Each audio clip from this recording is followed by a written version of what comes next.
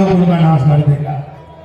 जब गुस्सा में ऐसा कह दिया, भाग कर यदवंशी गए, कपड़े अलग किए, पेट से कड़ा को अलग किया, मूसल पैदा हुआ। वो मूसल को देखा, उग्रसेन को बताया। उग्रसेन गोपनीय ढंग से उसका चूर्ण बना के समुद्र में फेंका दिया। सुन लो, इसीलिए हमारे संत कहते हैं कि कपिल मुनि संताप से सागर सुत भस्म भये, दुर्वारिषि संताप से यादव कुल खपायो है। अगस्त मुनि संताप से समुद्र को सोख लेना, गौतम ऋषि संताप से इंद्र सहस्त्र भग पायो है। करनी परीक्षित कि किस्मत में आन पड़ी, कोटि यत्न किए तो सर्प ने दसायो है। अरे विधि के बनाई लो तो कभी कौन वर्णन करे, संत के दुखाइबे को कौन सुख पायो है। अरे संत के दुखाइबे को कौन सुख पायो है। ध्यान रखना, कभी भी संत को, बुजुर्ग को, दूसरे का कोई बुजुर्ग है संत की, कभी मजाक मत करना। गला कभी मजाक मत करना, परिणाम बड़ा गलत होता है। आज के बहुत से लड़के पढ़े लिखे बुजुर्गों की बड़ी मजाक करते हैं।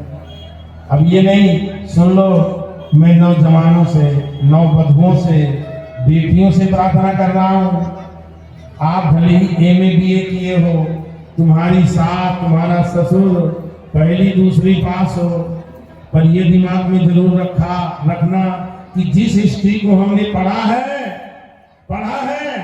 वो हिस्ट्री उनके जीवन में प्रयोग हो चुकी है। क्यों? प्रयोग वाले को अच्छा अनुभव होता है कि पढ़ने वाले को? बोलो ना, है? प्रयोग वाले को ज्यादा अनुभव होता है।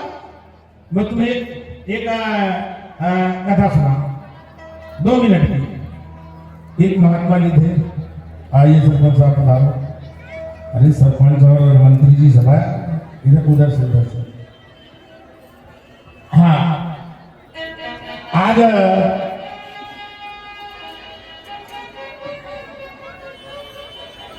स्थिति बनती क्या है कि एक महात्मा, एक बुजुर्ग आदमी था। आइए मंत्री जी, ये हमारे मंत्री जी अभी 2 साल पहले अकेले भागवत कथा करवाया है, अकेले खर्चा किया है और बहुत खर्च किया है, और इतना खर्च किया कि चकाचक सब लोगों को खिलाना पिलाना, जितने भी कथा में आते। आप वहाँ के हैं, केलवास के हैं, और ये हमारे जहाँ मेरी कुटी बनी है वहाँ के सरपंच हैं। आप मेरे सरपंच का भी दर्शन कर लीजिए, और शायद मंत्री तो वही है। चलो बहुत बढ़िया, बहुत बढ़िया। हाँ, अरे वो सरपंच बदमाश ले लिया है। हाँ, आप लोगों से मेरा निवेदन है, बुजुर्ग एक ट्रेन में यात्रा कर रहा है, 60-70 साल की उम्र है उसकी। सुन लेना अनंतराम जी, 70 की उम्र नहीं होगी। अब वो बेचारा अकेले बैठा, वो डिब्बे में 7-8-10 लड़के बैठ गए। सभी स्टूडेंट लाइफ के लड़के थे, डिग्री कॉलेज में पढ़ने वाले, कोई इंटर कॉलेज में पढ़ने वाले। हम लड़के तो ठहरे, उनको मजाक सूझी। वो डिब्बे में कोई नहीं था, वो बुढ़ा था। एक लड़के की नजर पड़ी, क्यों भाई साहब, ये जो जंजीर लगी है, इसको अगर खींचते हैं ना तो कहते हैं, क्या बोलते हैं, गाड़ी क्या हो जाती है? क्यों भैया, ये जंजीर को खींच लेते तो गाड़ी क्या हो जाती है? खड़ी हो जाती। बोले हाँ यार भाई, हमने सुना कि अगर ये जंजीर खींच लेते तो गाड़ी खड़ी हो जाती। तो बोले यार एक काम करें, अपन खींचे पता लगाए खड़ी होगी कि नहीं खड़ी होगी। एक लड़के ने कहा, सुन, बिना वजह अगर जंजीर खींचते हैं ना तो 10 साल की जेल और नहीं तो जुर्माना। देख लो पहले, तो इतने में एक लड़के ने कहा यार प्रयोग कर ले, कोई टेंशन नहीं, अपन 10 है ना, चल चल 10-11 आदमी है अपन क्या बोलते हैं 100 रुपए इकट्ठा कर लें और जंजीर खींचे गाड़ी खड़ी होगी, अगर कहीं पुलिस आएगी ना तो हमको 1100 रुपए देंगे, बस मजा आ जाएगा कि गाड़ी खड़ी तो नहीं पता तो चल जाए। बोले हाँ बढ़िया रहा। अब 10-11 लड़के 1100 रुपए इकट्ठे कर लिए, एक लड़के को जेब में डाल दिए। अब बोले खींचो, इतने ने कहा यार खींचो। अब एक लड़के ने कहा यार 1100 रुपए भी देना पड़ेगा। बोले क्यों? अरे बोले जो बुढ़ा बैठा है ना, अगर पुलिस आएगी तो इस बुढ़े का नाम लगा देंगे। इस बुढ़े ने खींचा है। अब बेचारा बुढ़ा बोला ए बेटा गलती मत करो बेटा। अब वो तो लड़के तो ठहरे, एक भी नहीं माने, जंजीर खींच ली, गाड़ी खड़ी हो गई, फटाफट पुलिस उसी जगह आ गई। बोले क्यों जी आप जंजीर क्यों खींचा? लड़कों ने कहा साहब इस बुढ़े ने खींचा, इस बुढ़े ने खींचा। पुलिस वालों पूछा क्यों खींचा, क्यों बुढ़े? बोले अन्नदाता मैंने ही खींचा है। मैंने खींचा? क्यों खींचा? भैया मैंने इसलिए खींचा हूं कि ये जो खड़े हैं ना, मेरे जबरदस्ती मेरे पैसे छुड़ा दिए। मेरे पास 10-1100 रुपए थे, इन्होंने छुड़ा लिए और छुड़ा करके फिर मैं अपने पैसे मांग रहा था तो ये लड़के का साले को उठा के चलती ट्रेन से फेंक दूंगा। अगर ज्यादा शोर सुनना चाह रहा तो मारे डर के मैं जल्दी से जंजीर खींच लिया है। साहब आपको भरोसा ना हो तो इस लड़के की जेब में देखो मेरे 1100 रुपए ये लड़के ने भर रखा है मेरे। पुलिस ने उस लड़के के जब देखा तो 1100 रुपए भरे थे। फटाफट उन 10-11 लड़कों को पकड़ लिया और 1100 रुपए निकाल के उस बुढ़े को दे दिया। आगे स्टेशन आई, स्टेशन में 11 लड़के के हाथ में पुलिस वालों ने जंजीर डाला और जंजीर डाल करके स्टेशन से लेके चल दिए। और वो बुढ़ा ट्रेन के डिब्बे में बैठा है, सफेद बालों में, मुझसे में ताव दे रहा है। बोले मूर्खो ये सफेद में बालों में सफेदी फोकट में नहीं आई है, जाओ सीधे जेल के दरवाजा देखिए जाओ। अब मेरे ये तो कथा में कोई तुम्हें शास्त्र भी नहीं सुना रहा, ये तो विनोद की है, पर हकीकत सत्य तथ्य इसमें ये छिपा है कि बुजुर्गों में जो ज्ञान है, जो अनुभव है वो आप सब अपने से बड़ों के पास बैठो, बुजुर्गों के पास बैठो, उनके ज्ञान को शेयर करो, अनुभव करो, अच्छा ज्ञान होगा। माताओं बेटियों अपनी सास के पास बैठो, ये ना सोचो कि ये अनपढ़ है मैं पढ़ी लिखी हूँ, चला तो आप लोगों को वो अनुभव होगा, आपका उज्जवल भविष्य होगा। इसलिए कभी भी अपने से बड़ों का अपमान मत करो, संतों का अपमान मत करो, भक्त का अपमान मत करिए। उस अपमान का प्रभाव ये रहा कि आज पूरी रघुवंशी श्राप से ग्रसित हो गए, भगवान कृष्ण जान गए। संतों का श्राप यादव कुल को हो चुका है। भगवान अपना मन पूरे परिवार से हटा लिया, भगवान कृष्ण बदल गए। सुन लो ये मेरे कृष्ण से सीखिए, जब 70, 60, 55 की उम्र हो जाए, लड़का बच्चों को शादी कर दो, धीरे धीरे अपने को बदल दो। क्या करो? बदल दो, बदलने की कोशिश करो, बदल जाओगे, जीवन का उद्धार होगा, कई पीढ़ियों का उद्धार हो जाएगा। भगवान कृष्ण के मन की बात उद्धव जाने, एकांत में उद्धव भगवान कृष्ण से रोकते हैं, हे कन्हैया आप हमको भी मेरे को लेते चलना, मुझे लग रहा है कि आप पृथ्वी छोड़ने वाले हैं। अगर आप मुझे छोड़ के चले गए, कलयुग मेरी बुद्धि भ्रष्ट कर देगा। उस समय भगवान कृष्ण उद्धव को एकांत में ले जाकर राजा यदु और दत्तात्रेय की कथा सुनाते हैं। राजा यदु हैं और दत्तात्रेय महाराज हैं। दत्तात्रेय महाराज मस्त पड़े रहते हैं, तेज है, मौज मौज मस्ती में। एक दिन राजा यदु ने दत्तात्रेय भगवान से पूछा, महाराज आपके न घर का ठिकाना, परिवार का ठिकाना, न पद का ठिकाना, न प्रतिष्ठा का ठिकाना, इसके बाद भी आप जब देखो तो मौज में रहते हो, मस्त रहते हो, मुस्कुराते रहते हो, बात क्या है? समझ में नहीं आ रही क्या बात है, क्या राज है? उस समय दत्तात्रेय ने कहा है, यदु मैंने अपने जीवन में 24 गुरु बनाया है। 24 गुरु पृथ्वी वायु आकाश मायो अग्नि चंद्रमा रवि तपोतो अंगरा सिंधु पतंगो मधुकृत गजा मधुआ हरणो मीना पिंगला कुरो अर्भका कुमारी सर्वदा सर्व ओनना वेश वेशकृता। मैंने ये 24 गुरु बनाया। मैंने पृथ्वी को गुरु बनाया, हवा को गुरु बनाया, आकाश को गुरु बनाया, जल को गुरु बनाया, अग्नि को, चंद्रमा को, सूर्य को, कबूतर को, अजगर को, समुद्र को, पतंग कीड़ा को, भंवरा को, मधुमक्खी को, हाथी को, शहद तोड़ने वाले को गुरु बनाया, हिरण को गुरु बनाया, मछली को गुरु बनाया, सुन लो, पिंगला वैश्या तक को गुरु बनाया। सुन लो, यदि अपने जीवन का उद्धार करना है ना तो वैश्या से भी सीख लेनी और अपने परम गति को प्राप्त हो गए। एक पिंगला नाम की वैश्या है। पिंगला नाम वैश्या आसी विजय नगरे पुरा तस्या में शिक्षितम किंचन बोधन पनंदना। एक पिंगला नाम की वैश्या है, विदर्भ देश में रहती है, बड़ी रूपवान है। वो शाम के वक्त अपना बढ़िया श्रृंगार करती है और श्रृंगार करके अपने घर के दरवाजे में बैठती है और उस रास्ते से निकलने वाले जवानों को अपने रूप लौट में आकर्षित करके और उनसे धन ऐंठती है। ये उसका बस बनता था। एक दिन की बात है, वो बैठी है श्रृंगार करके। उस दिन लोग निकलते गए, आते गए, जाते गए, और उस दिन उसकी तरफ कोई नजर उठा के भी नहीं देखा। रात के 10 बज गए, 11 बज गए, जब कोई नजर उठा के नहीं देखा, उस पिंगला वैश्या को भयानक गुस्सा आ गया। इतनी गुस्सा आई, गुस्सा के मारे जल्दी से किमाड़ बंद किया और किमाड़ बंद करके अंदर गई और बिस्तर में मारे गुस्सा के लेट गई।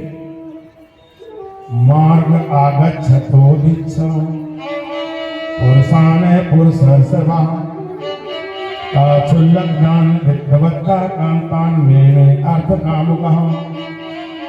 बिस्तर में गिरी, भयानक क्रोध में गिरी, मन में विचार करने लगी, मैं रास्ते से चलने वालों को अपने रूप लावण्य में आकर्षित करके धन के लिए मैं कितने घृणित कर्म करती रही, कितने गलत कर्म करती रही है मात्र धन के लिए। बोलो, ये धन स्थायी है किसी के पास? रहेगा? आप तुम्हारे पास है, कल की गारंटी नहीं है आपके पास है। क्या कितने घृणित कर्म किया, उसको वैराग उत्पन्न होता है वैश्या को, और वहां पर वैश्या बिस्तर में गाती है, आशा ही परमं दुःखम नैरासम परमं सुखम यथा संचित्य कांतासम सुखम सुस्पाप पिंगला। वहां पर पिंगला कहती है, आशा ही परम दुख है और निराशा ही परम सुख है। कभी किसी की आशा मत करना, एक परमात्मा की आशा करना। वहां पर वैश्या का भाव है, संसार स्वप्न संसार स्वप्न आनंद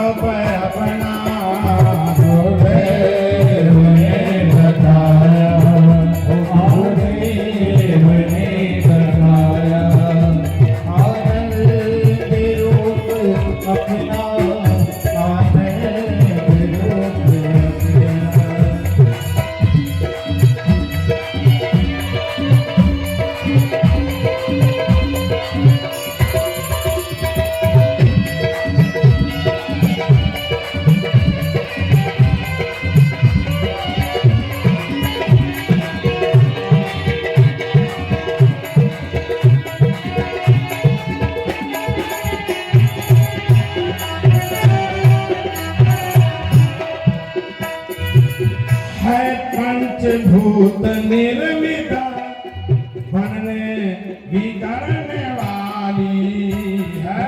पंचभूत निर्मित बनने बिगड़ने वाली है। पंचभूत निर्मित बनने बिगड़ने वाली ये नाशवान काया, ये नाशवान काया। आनंद रूप अपना, आनंद रूप अपना। बोले नाशवान काया, आनंद रूप अपना, आनंद रूप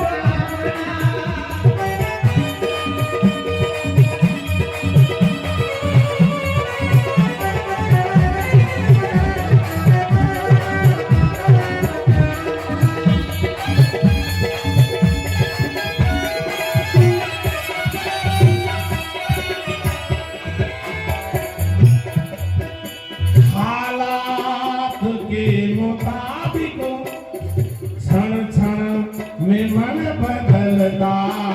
हालात के मुताबिक क्षण क्षण में मन बदलता। हालात के मुताबिक क्षण क्षण में मन बदलता। हालात के मुताबिक क्षण क्षण में मन बदलता। में फर्क न आया, ओ मुझ में फर्क न आया। आनंद रूप अपना, आनंद रूप अपना। ओ मुझ में फर्क न आया। ओ मुझ में फर्क न आया। आनंद रूप अपना, आनंद रूप अपना।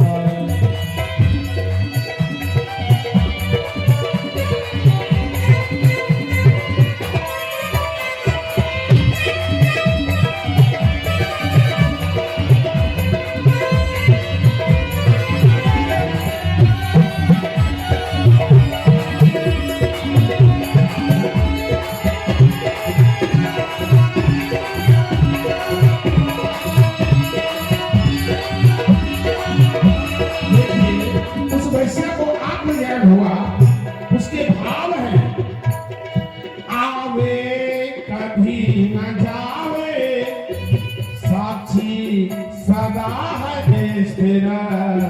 आवे कभी न जावे, साक्षी सदा है स्थिर। जावे वही जो आया, जावे वही जो आए। आनंद रूप अपना, आनंद रूप अपना। ओ जावे वही जो आए। आनंद रूप अपना, आनंद रूप अपना।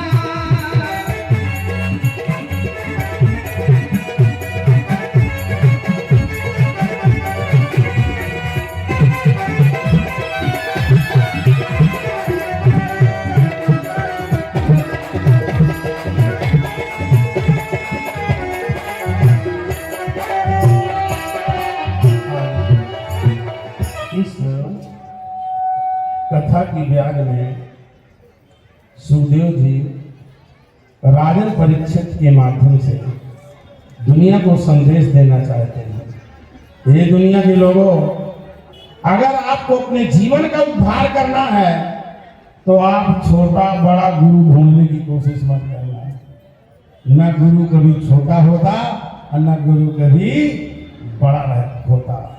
मूर्खों की दृष्टि से गुरु छोटा होता है और मूर्खों की दृष्टि से गुरु बड़ा होता है। भला यदि आप साधक हो तो आप वैश्या से भी मार्गदर्शन लेके अपने जीवन का उद्धार।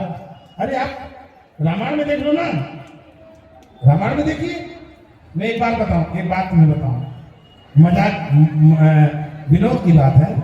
एक बार क्या हुआ, एक 60-65 साल का बूढ़ा अपने लड़का के लड़के को गोद में लेके बैठा था। गोद में लिए सवेरे वहीं से महात्मा जी निकल पड़े। महात्मा जी को देख करके वो बूढ़ा बोला, अरे दादा, ए दादा। महात्मा जी बोले, क्या बात है? अरे दादा, अरे कुछ ज्ञान की बात सुनाए जाओ, आप महात्मा कुछ ज्ञान की बात सुना दो ना। तो महात्मा जी बोले, ए टकरा चल, ये तेरी गोद में कौन है बैठा है? बोले, मेरे लड़का का लड़का है, 2-3 साल का है। तो बोले, ये लड़के का लड़का जो तुझे उपदेश दे रहा है, ये 3 साल का नाती, ये जो उपदेश दे रहा है उसी बात को मान ले, तेरा उद्धार हो जाएगा। उस समय उस बुढ़े ने कहा, महात्मा जी ये मेरा 3 साल का नाती क्या उपदेश दे रहा है? मूर्ख, तेरे समझ में नहीं आ रहा। ये 3 साल का नाती तुझे उपदेश दे रहा है, तो अपनी भाषा में तेरी गोद में बैठकर तुझे उपदेश दे रहा है। ये दे रहा है इस शुद्ध तो की भाषा में, अरे कुछ थोड़ा शर्माओ। राम जी, ये छोरा का छोरा कह रहा है, मोरा का मोला, नाती। महात्मा जी कह रहे हैं इस शुद्ध तोतली भाषा में, अरे कुछ थोड़ा शर्माओ। अरे ये नाती कहने लगे हैं बाबा, ये नाती तुझे क्या कहता है? बाबा। अरे नाती कहने लगे हैं बाबा, अरे अब तो बाबा बन जाओ। नाती कहने लगे हैं बाबा, अरे अब तो बाबा बन जाओ।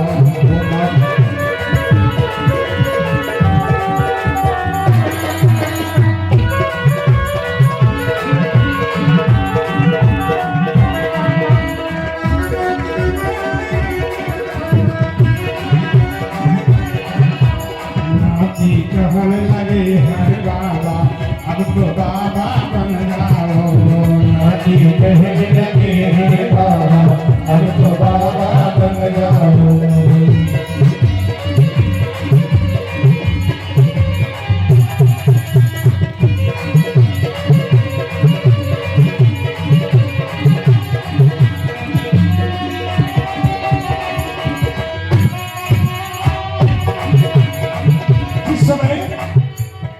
महात्मा जी ने कहा, ये तेरा नाती तुझे बाबा कह रहा है, उपदेश दे रहा है कि बाबा बन जा। इतने कुछ डोकरा ने कहा, महात्मा जी आप बिल्कुल सही कह रहे हैं। ये नाती जब बाबा बाबा कहता है तो लगता है मैं बाबा बने ही जाऊं। मेरे मन में विचार आता कि बाबा बने ही जाऊं। इतने में लड़की आ जाती है मकर संक्रांति के दिन घर में। अब मकर संक्रांति को लड़की आ जाती है, तो लड़की के लड़का को गोद में लेकर बैठ जाता हूँ, तो लड़की का लड़का कहने लगता है ना ना। क्या कहता है लड़की का लड़का? ना ना। लड़की का लड़का कहने लगता है ना ना, अरे ऐसा निर्णय मत लेना, बाबा बाबा मत बनना। इसलिए महात्मा जी मैं रुक जाता हूँ, नहीं मैं कब का बाबा बन जाता। मेरे मन में ये तो विनोद की बात है, कुछ शास्त्र की बात नहीं बता रहा। पर आंख उठा करके रामायण देख लो, अयोध्या कांड में एक बार महाराज दशरथ एक बार सब सहित समाजा, राजसभा रघुराज विराजा। एक बार सहित समाजा, राजसभा रघुराज विराजा। महाराज दशरथ आज सिंहासन में बैठे हैं, तो महाराज दशरथ ने क्या किया? राय स्वभाव मुकुर कर लीना, बदन विलोक मुकुट सन कीना। भगवान सिंहासन में महाराज दशरथ बैठे बैठे मुकुट माने कांच लिया शीशा, और चेहरा को देख करके अपना मुकुट को सीधा किया। तो जहां मुकुट को सीधा किया तो नजर पड़ गई दशरथ की। कहा श्रवण समीप, अरे भय से केसा, मन हुआ मनहु जरत बन असर उपदे। श्रवण समीप भय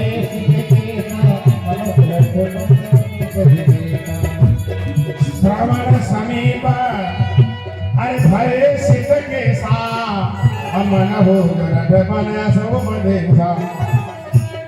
जहां महाराज दशरथ ने कान के बगल के बालों को देखा कि ये सफेद बन गए, सफेद हो गए, महाराज दशरथ अपने बालों को गुरु बना लिया। मन में विचार कर रहे हैं दशरथ जी सिंहासन में बैठे बैठे, ये बाल मुझे कह रहे हैं क्यों दशरथ, माँ के पेट में भी हम तेरे साथ थे, तेरे रंग में रंगे रहे, माँ के गर्भ से बाहर आया तो भी हम तेरे रंग में रंगे रहे, साथ में तेरी जवानी में भी तेरे रंग में रंगे रहे। अब क्यों दशरथ, आज हमने अपना रंग बदल दिया है पर तू अपना रंग अभी तक नहीं बदला है। ये कान में सफेद बाल कह रहे हैं, जब बालों पर चिंतन किया महाराज दशरथ, वहीं पर बालों को अपना गुरु बना लिया, वैराग उत्पन्न हो गया। वहीं पर महाराज दशरथ सिंहासन में बैठे बैठे कहने लगे कि अब मैं अपने जीवन में राम राज्य की स्थापना करूंगा, अब मैं राजा नहीं रहूंगा। सुन लो, यदि जीवन का उद्धार करना है किसी को तो महाराज दशरथ से सीखिए, हमारे दत्तात्रेय से सीखिए। कुंवारी कन्या को गुरु बनाया, वैश्य को गुरु बनाया, मछली को गुरु बनाया, बोलो ना, अरे कंगनों को गुरु बनाया। निवेदन है, अगर किसी को अपने जीवन को बदलना है तो किसी भी जगह खड़ा होकर अपने जीवन को बदल सकता है, और जिसे नहीं बदला अपनी मूल माता में, तो रात दिन संत क्या तिलोक की नाम भी उसके यहाँ खड़ा रहे, वो अपनी वृत्ति को, अपने सिद्धांत को नहीं बदलेगा। सुखदेव जी राजन परीक्षित को कह रहे हैं कि राजन, सबसे पहले राजन को योग का ज्ञान दिया, विभिन्न सिद्धियों का ज्ञान दिया, भक्ति ज्ञान, यम नियम सब चीज का विशद वर्णन किया, जन्म मृत्यु का प्रकार समझाया। इसके बाद अयोध्या के एक ब्राह्मण की कथा सुनाई, सांख्य योग का ज्ञान किया। इसके बाद किस प्रकार उस ब्राह्मण को वैराग उत्पन्न हुआ उसका उदाहरण देते हैं, पुनर्वा की कथा यहाँ सुनाई। इसके बाद भागवत धर्म का विशद वर्णन करते हुए अंत में सुखदेव जी राजन परीक्षित को कहते हैं, राजन एक समय की बात है, भगवान कृष्ण सुधर्मा की सभा में बैठे थे। बैठे बैठे एकदम पता चला प्राकृतिक उत्पात होने लगा, भूकंप आने लगा, उल्कापात होने लगे, चंद्र ग्रहण सूर्य ग्रहण बार बार हो रहे हैं। जब ये प्राकृतिक उत्पात होने लगा, उसी समय भगवान कृष्ण पूरे देश में कह दिया, सब लोग पवित्र नदियों के किनारे जाओ, यज्ञ करो, हवन करो, दान पुण्य करो, जप करो, प्राकृतिक विपदा से बचो। सभी यदुवंशी जहां जहां नदियां थी किनारे में जाकर यज्ञ आदि करना प्रारंभ कर दिया। और जब यज्ञ 7 दिन 8 दिन में पूरी हुई ना, ततस्मिन् महापानम अयोमय्यकं मदं दुष्टदुष्टदियो यद्द्रव्यैभ्रश्यते। जब यज्ञ समाप्त हो गए, कुछ यदुवंशियों ने क्या किया, यज्ञ के बाद 7 दिन हो गए कथा सुनते सुनते, क्या अब यज्ञ के बाद कुछ यदुवंशी दारू पी लिया, मैरक पी लिया, आपस में लड़ने लगे, भिड़ कसने लगे, विवाद बढ़ गया। अब विवाद बढ़ते बढ़ते रोका गया, पूरे देश में विवाद फैल गया। कृष्ण बलदाऊ रोका, नहीं रुके, कृष्ण बलदाऊ में भी पड़ी है। कुछ ही दिनों में सब यदुवंशी आपस में लड़कट करके गृह युद्ध शुरू, लड़कट करके काफी मात्रा में खत्म हो गए। उसी समय बलदाऊ जी समुद्र किनारे, रामा समुद्र वेलायाम यो मास्ताय पौरुषम सत्यागम लोक मानुषम सहयोध्यात्मात्मनम आत्मनि। उसी समय बलदाऊ जी समुद्र किनारे योगियों की भांति अपने सशरीर साकेत धाम पहुंच गए। जिस समय भगवान कृष्ण देखा बलदाऊ दादा पृथ्वी छोड़ दिया, राम निर्माण मालोक का भगवान देव की सुधा निसारे धरो पस्ते तो श्री मासाद पे पलम। उसी समय भगवान कृष्ण भी एक पीपल के पेड़ के नीचे बैठ गए, अकेले बैठे हैं। उसी समय मूसलाव शेषाय खंड कृदेश लुब्धम को जरा मृगसा करम तच्चरणम विद्यादम मृगसन गया। उसी समय जरा नाम का व्याध आता है, कृष्ण को मृगा समझ के बाण का संधान किया। जहां कृष्ण के पैर में बाण लगा, दौड़ के गया, देखा भगवान कृष्ण चतुर्भुज रूप में, जरा रो पड़ा, चीख पड़ा, बोले कन्हैया मेरे से भूल हुई। बोले नहीं जरा, तेरी कोई भूल नहीं, मेरी इच्छा है। भगवान कृष्ण भी जरा के बाण को स्वीकार किया, मैंने बुढ़ापे के बाण को स्वीकार किया और उस व्याध को अपने धाम भेजा। अब भगवान कृष्ण आंख बंद करके उस पीपल के पेड़ के नीचे बैठे। चलो कृष्ण का आप लोग नाम लो, अब कृष्ण साकेत बिहारी सभी बोलेंगे, ओम नमो भगवते वासुदेवाय, ओम नमो भगवते वासुदेवाय। वासुदेवाय ओम नमो भगवते वासुदेवाय ओम नमो भगवते वासुदेवाय ओम नमो भगवते वासुदेवाय ओम नमो भगवते वासुदेवाय ओम नमो भगवते वासुदेवाय ओम नमो भगवते वासुदेवाय ओम नमो भगवते वासुदेवाय देवता आकाश मार्ग में फूलों की बरसात कर रहे हैं। देवादयो ब्रह्म मुख्या नदि संतम सभाम नवी विद्याधिपतिं कृष्णं ये दृष्टाते विस्मतः। बोलो कृष्ण भगवान की जय। देखते रह गए, एकदम बिजली सरी के चमका, पता चला कि भगवान साकेत बिहारी बन गए। बोलो साकेत बिहारी भगवान की।